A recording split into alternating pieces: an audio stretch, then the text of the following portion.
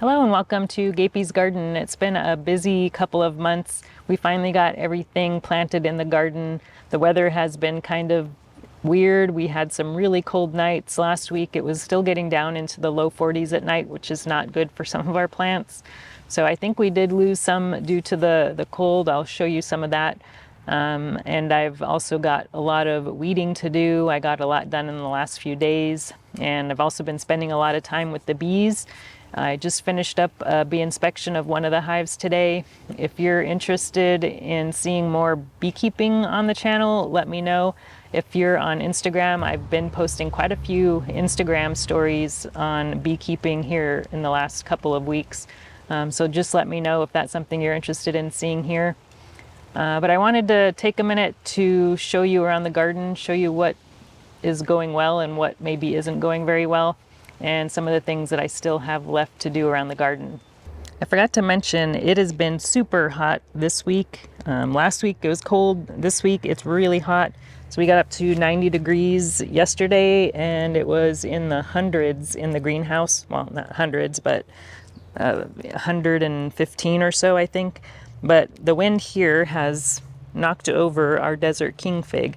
I do have this stake here, but I didn't really have it secured to that. I just kind of had it leaning up against it. So it didn't break anything. So I think it's just bent over, and all we need to do is lift it back up. And I think I am going to tie it here to our stake here so it doesn't fall over again. But this is the second time in the last few days that it's fallen over. I did have that cage around it that's sitting here, but this is for my tomatoes, so I'm going to be using that pretty soon. So we're gonna get that strapped up so it doesn't keep falling over. We've got another fig here. This is the Olympian, and I've been seeing a lot of ladybugs on the fig trees, so I don't know if that means there's aphids on here or not. We don't have as many Braba figs on our in-ground trees as I was hoping. We do have a few, and I might need to cover it up so the rats don't get to it and the birds, but that's probably our biggest one right there. And then we've got a few more that are on here, but not too many. I was looking at our Latarula that's over in the back corner over there. It's right next to the beehives. I don't want to get too close because I don't want to get attacked by bees. They're a little bit aggressive this time of year because there's a honey flow going on right now. But I'm not really seeing any figs on our Latarula, which is really surprising. So hopefully we get a good crop of main crop on there later this year. Oh, the weeds back here. All along the fence here, you don't see any weeds right now because I have been busy this week pulling all the weeds along the fence line here. There was tons of grass and bindweed and all kinds of weeds just covering this area. But this is as far as I've gotten. I might have to put a bee jacket on because they can get kind of aggressive if I get too close. So this is what pretty much the other area looked like. It's mostly grass. We've got a few other, not even sure what kind of weeds some of these are, but lots of weeds here that I need to get pulled out. There's some strawberries mixed in here that I was hoping to get some strawberries from, but I don't even know where they are at this point, so I'm not sure if they're producing or not. But lots of weeding to do still in that back area, and there's a few weeds over here. But for the most part, everything on this other side of the garden has had most of the weeds pulled out. We've got some borage over here. I usually just let the borage grow, even though it acts like a weed. But the bees really, really like the borage, so I do try to leave a lot of those for the bees. For the most part, our blueberries are doing really well. We've got quite a few berries on, especially this tree. This one is pretty loaded. This is one of our newer ones. I think it's maybe 3 years old now, but I've never seen it produce that many berries. But this other one here, this one is a really old one, and it looks like it's dying. So this was an evergreen variety of blueberry, and this year it's mostly dead. I only see a few berries on it, but this variety just doesn't seem to do very well overall. And I don't know if it's because this tree is older, but I am thinking about getting rid of this one and planting a different variety in its place. but I haven't figured out yet which variety I want to do. Now, because it's been so hot, our lettuces, or at least some of them, are starting to bolt. So this one here is bolting, and this one is just about to. You can see that there's a flower stalk that's starting to emerge there. Our kale is doing just fine. That usually lasts a while. Our spinach is definitely bolting. I've already pulled out a few of our spinaches, but this one's got several flower buds on there, so I'll be feeding this one to the chickens here pretty soon. Here's our garlic. We're starting to see some scapes on a lot of these, or at least all the hardneck varieties. I thought I harvested all of the purple glazer. It's always the first one to mature and the first one to produce scapes, but it looks like I missed that one there, so I need to harvest that one. Then we've got a few other hardneck varieties, but they usually produce scapes a little bit later. So this is, I think, Carpathian, and it's just starting to put out a scape. It's not quite long enough to harvest yet. Probably needs another week or so. And then we've got our soft neck garlic here. That should be ready to harvest in a few weeks. And we have this cage here, and this is where we have our melons, or had our melons. I don't know if it was the cold that took them out or if it was slugs, but we had 2 melons here. We had an emerald gem melon there. We had a yellow watermelon over here. And then I can't remember what variety that was, but we had another one there, and all of those have died. And we've still got, looks like we've lost another one over here. This one is the farthest north melon. This one is pretty much toast, it looks like. And then we've got this one that's still alive, but it's not looking great, so I'm not sure if that one's going to make it either. It might not be too late to start some more. These are short season varieties, so they don't take too long to go to harvest. So I'm thinking about starting some more of those because those are not doing well at all. Now here in the greenhouse, for the most part, everything is doing well. The only one that's not doing well is our Escamillo. So I don't know if our Escamillo here is going to make it. This is a sweet pepper variety, but the leaves are all curling and drooping, and it just is not happy at all. It had a couple peppers on it, but I decided to take those off because I wanted it to not spend too much energy trying to produce fruit when it was fighting for its life. So I don't know what happened there. I had something similar happen to a pepper 2 years ago. I had a jalapeno in here that did exactly the same thing. It just started drooping and eventually died. And I had replaced it with another pepper in the exact same spot, and it did just fine. So I don't know what's going on here. It's also planted kind of close to our thyme bush here, so I don't know if that has something to do with it. But I don't know that I'm gonna have anything to replace that with because I've sold all my peppers, and I'm not sure if I want to buy one. I'll just probably have one less pepper in the garden this year.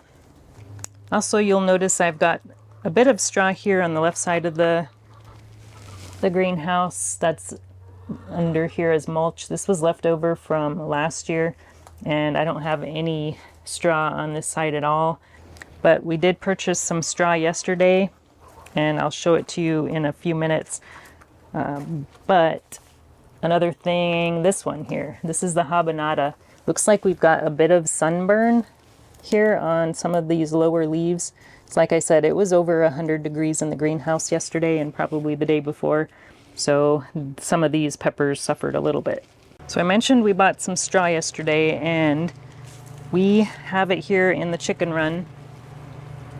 Chickens are back here roaming around. We give them to the chickens because they will rummage through the straw and eat all of the seeds out of it. And here is Luna doing her job, but they've basically spread all this straw out all over the place and are eating all. Oop, that's not Luna. That's Bluey. We've got Bluey there, and there's Luna. But I will probably collect some of the straw in the next couple days and use it to mulch some of the garden, especially the greenhouse peppers. That's probably my #1 priority. But look at all of these weeds growing in the chicken run. This is crazy. It's usually completely bare in here, but over the last couple years, they've allowed all these weeds and flowers to just grow wild in here. We've also got a bunch of mint that's come up in here. This is a really nice mint bush. And one of the reasons they probably let the weeds grow is because we've been letting them out of the chicken run to free range in the afternoons. So they don't spend as much time in the chicken run as they have in years past. So that is probably part of the reason. We also don't have a rooster anymore, and I think he has also contributed to the weed growth. Another thing I got done yesterday is putting down our irrigation tape here in our in-ground bed. I like using this in this bed because it just makes watering so much easier. I watered it for the first time using the tape yesterday afternoon, and it seems to help quite a bit. And last weekend we got our bean trellis up. So this year we decided to just do one really big TP. Normally we do 2 3-pole TPs, but this is 7 poles in one. And we've got 2 beans planted under each one. Most of these are dry beans, but I've got a couple of green beans in here too. This one doesn't have any because I did direct sow some beans in there and it doesn't look like they've come up yet. But all these others are doing really well. So far the slugs have not gotten to them. And here is our compost bins.